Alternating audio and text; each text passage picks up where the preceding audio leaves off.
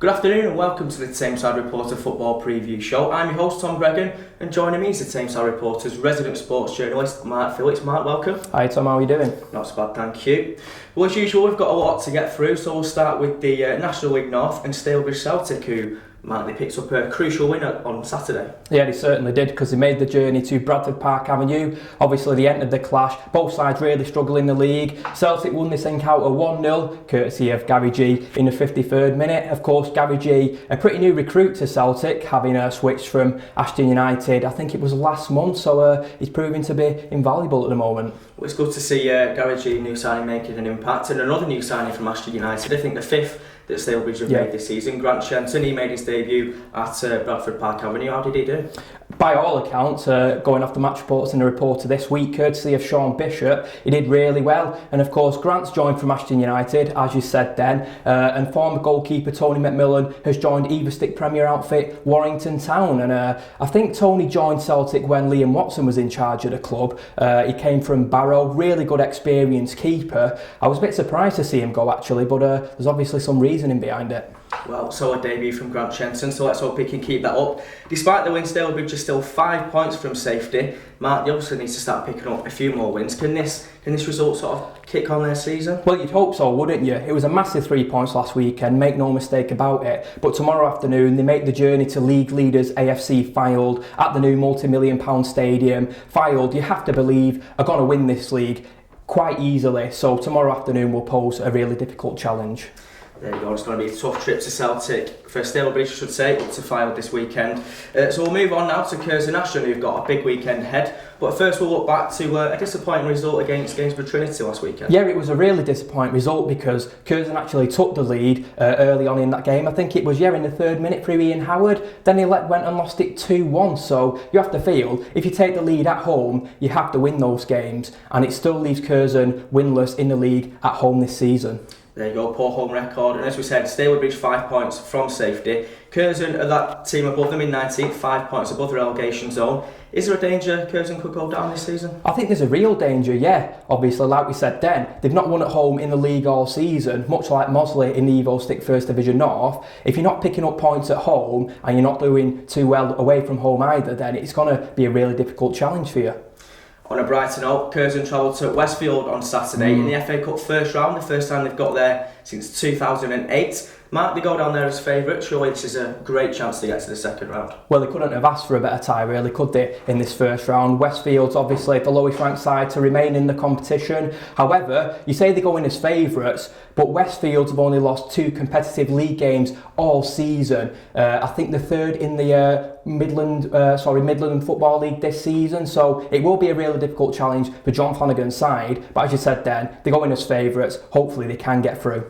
So it's going to be a tricky tie, but £18,000 awaits the winners, as well as a place in the second round, of course. But Curzon have made a new signing this week as well, in the form of ex-Liverpool striker Adam Morgan. Do you think he's going to be a good addition? Well, you'd hope so, wouldn't you? I think Curzon need to start scoring goals now. They've obviously got Niall Cummins, who's a bit of a club stalwart, a really good striker, but I think they needed that extra strength, should I say, up top. They've got that in Morgan. He made his debut against Gainsborough last weekend, and who knows, maybe he'll be their cup hero tomorrow. Well, fingers crossed. Good luck to everyone at Curzon Ashton for the trip to Westfield tomorrow. Let's hope they can make the second round.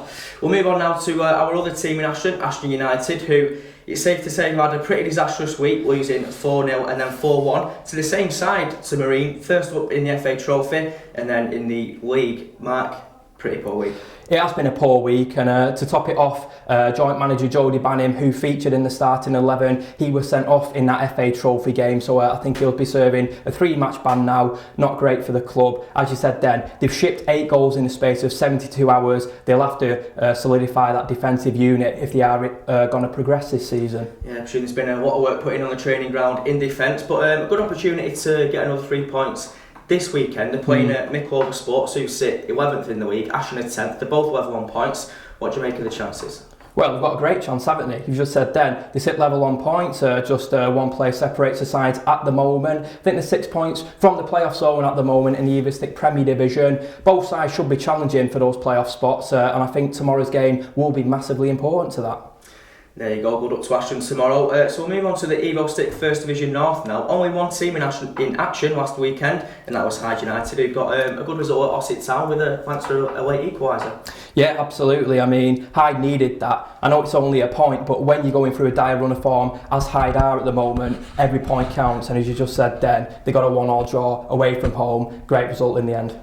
Good result there for Hyde. In the FA Trophy action, Glossop lost out to Buxton 2-0. Difficult trip there. And Mosley lost at home to Farsley Celtic. So they've both been knocked out of the FA Trophy in the first qualifying round. Mark, obviously, they'll be disappointed to get beat, but is the FA Trophy really a priority for our local teams? I wouldn't necessarily say it's a priority. Obviously, Mosley and Glossop are at different ends of the table at this stage of the season. Glossop went into that tie at Buxton as the underdogs. Of course, Buxton playing the Everstick Premier. That's one level up from Glossop. Glossop are doing really well though, so we expected them maybe to get a draw and force a replay. However, that didn't happen, but I'm sure Chris Wilcock won't be too disappointed with his side's performance. But as for Mosley, that's another home loss this season to Farsley Celtic. I think they needed really to get a victory there, not only for morale, but as you said before about the FA Cup, it's great for finances as well. There you go, shame both our teams have been knocked out there, but they moved on to league action midweek. However, both suffered defeats again. Mosley again going down 3-1 to Farsley Celtic, this time they were away, and Hyde getting thrashed 4-0 at Radcliffe Borough. Mark, we've got 3 teams in the Evo Stick First Division North, well, 3 teams, Hyde, Rosen and Mosley. They sit 16th, 17th, 18th respectively, just 1 point separates them. It's quite a bizarre scenario, isn't it, at the moment, and not one any Tameside sport lover would want to see. However, it is what it is. 1 point separates them all. They are lingering near the relegation zone, and you really want them to do well. So this weekend, they will have to go and push on and hopefully get those 3 points. Well, there you go. All 3 teams will be hoping for wins this weekend. So let's just go through this weekend's fixtures for our local teams. The big game, obviously, is Curzon's trip to Westfield in the FA Cup first round. In the National League North, Stalybridge make that difficult trip up to AFC Fylde. In the Evo Stick Premier, Ashton United host Mickleover Sports. In the Evo Stick First Division North, all our teams are away. Glossop travel to Clitheroe. Hyde United are playing Farsley Celtic, who of course beat Mosley twice in the past week. Droylsden travel to Radcliffe Borough and Mosley play Ramsbottom United. Then on Tuesday, further action in the Evo Stick First Division North as Hyde United make the trip to Colne. Well, that's all we've got time for today. Thanks for joining. Hope you'll tune in next week, Mark. Thanks for joining us again. Pleasure, Tom. For a more in-depth roundup of non-league football, don't forget to tune in to Tameside Radio at 6 o'clock every Friday evening with Mark and Martin.